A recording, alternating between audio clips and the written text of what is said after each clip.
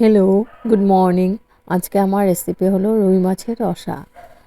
তার জন্য আমি হলদি পাউডার নুন দিয়ে আমি মেখে সর্ষের তেল দিয়ে আমি ভেজে নিচ্ছি মাছগুলোকে। তো মাছ ভাজা হয়ে গেছে, রুই মাছ না, এটা কাতলা মাছ আছে। আর এখানে নিয়েছে আলু আর স্কোয়াশ দিয়ে বানাবো।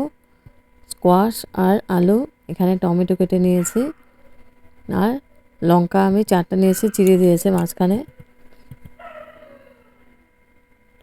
এ দিয়ে রান্নাটা করব। এখন নিয়েছে এখানে ধনেপাতা কুচি, ধুয়ে পরিষ্কার করে নিয়েছে। এখানে নিয়েছে হলদি পাউডার, জিরে পাউডার, শুকনো লঙ্কা ফোড়নের জন্য নিয়েছে, নুন পরিমাণ মতো, ধনে পাউডার, জিরে পাউডার, আর নিব কাশ্মীরি রেড চিলি পাউডার।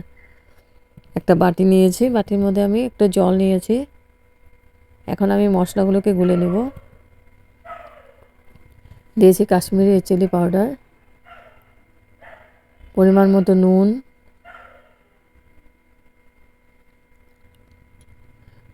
হলদি পাউডার, জিরে পাউডার, ধনে পাউডার,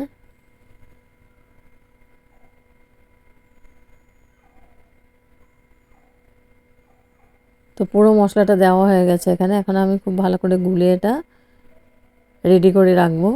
এইভাবে গুলে নিলে মশলাটা পুড়ে যাওয়ার ভয় থাকে না, আর রান্নার স্বাদও দ্বিগুণ হয়ে যায়, খুব টেস্টি হয়, কালার খুব সুন্দর হয়। তো জল দিয়ে গুলে রেখে দিলাম আমি। এখানে পেন বসিয়ে দিয়েছি, পেনের মধ্যে দিয়েছি সর্ষের তেল, মাছ ভাজার তেল আছিল, আর একটু তেল দিয়েছি মিলিয়ে, আর ফোড়ন দিয়েছি শুকনো লঙ্কা, তেজপাতা, আর দেব সাদা জিরে। ফোড়নটাকে আমি খুব লাল করে ভেজে নিব।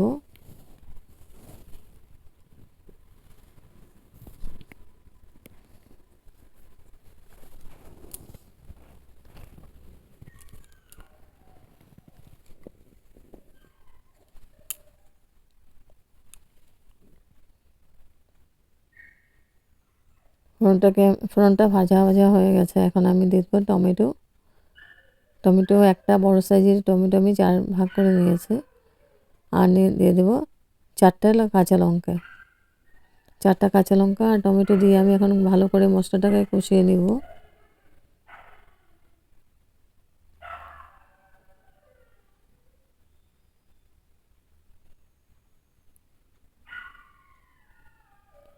এই মাছের রেসিপিটা অসাধারণ টেস্টি হয়, গরম গরম ভাতের সঙ্গে খুব ভালো লাগে খেতে। তারপর আমি গুলে রাখা মশলাটা দিয়ে দিলাম।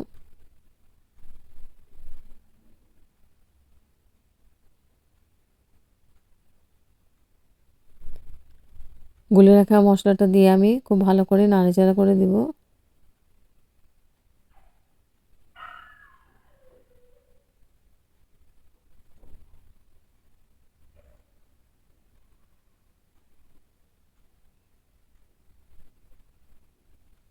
খুব ভালো করে আমি নাড়াচাড়া করে মশলাটাকে কষিয়ে নিচ্ছি।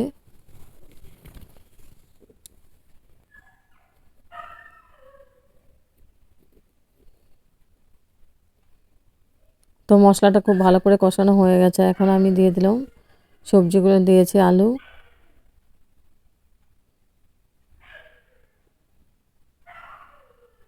আলুটা দিয়ে আমি খুব ভালো করে আবার মিক্স করে দিব মশলার সাথে।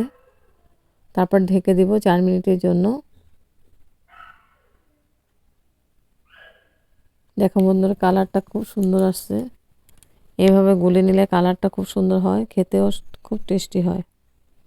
তারপর ঢেকে দিয়েছি আমি 4 মিনিটের জন্য। এবার 4 মিনিট পরে এসে আমি আবার নাড়াচাড়া করে স্কোয়াশটা দিয়ে দিব।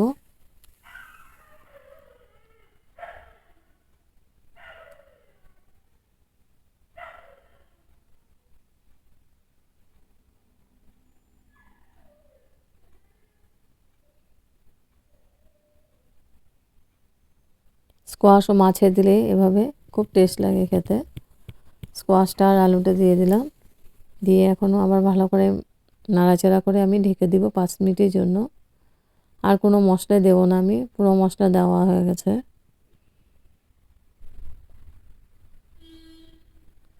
ঢেকে দেবো আবার 5 মিনিটের জন্য।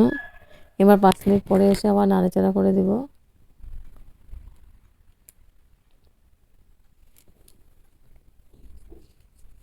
খুব ভালো করে কষানো হয়ে গেছে, মশলা থেকে তেল ছাড়তে আরম্ভ করেছে।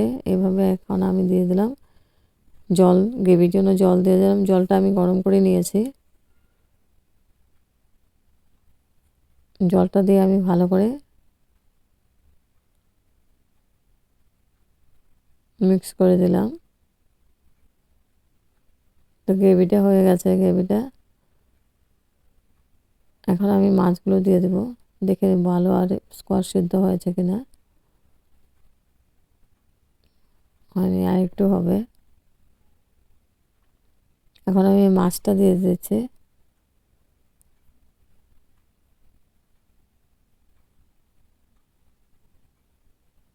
গ্রেভির মধ্যে মাছটা দিয়ে আবার ঢেকে দেব 4 মিনিটের জন্য, তাহলে আলু স্কোয়াশ পুরোটাই সিদ্ধ হয়ে যাবে আর মাছেও মশলা ঢুকে যাবে।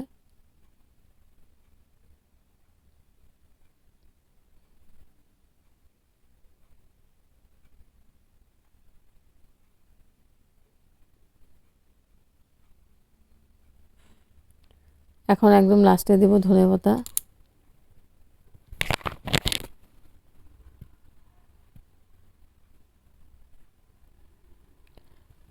ধনেপাতাটা দেওয়ার পরে মাছের টেস্ট দ্বিগুণ বেড়ে যায়, হেভি টেস্টি হয় খেতে। তারপর আবার ঢেকে দিলাম। ঢেকে আমি এখন স্টিমটা বাড়িয়ে দিয়েছি যাতে গ্রেভিটা একটু একটু মাখো মাখো হয়ে যায়। সেদ্ধ হয়ে গেছে পুরো আলু স্কোয়াশ। এখন আমি গ্যাস অফ করে দেব। গ্যাস অফ করে স্ট্যান্ডিং টাইম 5 মিনিটের জন্য আমি ঢেকে রাখবো। তারপর গরম গরম সার্ভ করব গরম ভাতের সাথে রুই মাছের রসা আলু স্কোয়াশ দিয়ে। হেভি টেস্টি একটা রেসিপি, একদম ইজি প্রসেসে বানিয়েছি।